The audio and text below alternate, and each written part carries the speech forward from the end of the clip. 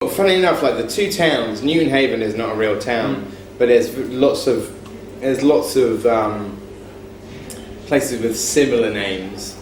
We made sure that Newton Haven wasn't one, but like it literally means new town heaven.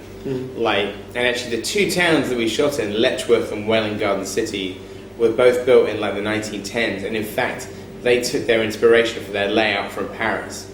They actually sort of, because they're unlike the rest of the UK, actually like is, if you look at it from above, it has like sort of like avenues and like sort of and roundabouts with streets going off like Houseman's kind of design. So it's quite unusual in the UK to have cities like that.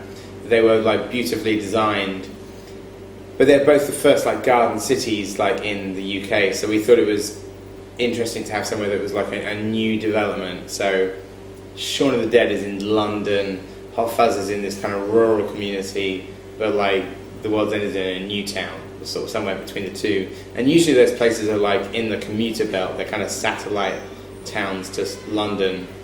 And then the irony is that Letchworth, one of the towns, was actually a Quaker town, so it was dry, meaning it didn't have any bars until like the late 60s.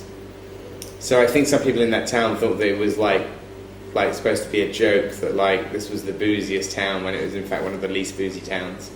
And because of that, some of the pubs are not actually pubs. We had to kind of dress other buildings as pubs. So for instance, pub number 11, the hole in the wall, is actually the train station, like redressed as like a pub, which was magical. It was almost like the TARDIS or something like that, because it was like there's this like, when you look at it, it looks exactly like a pub, and yet it was the train station.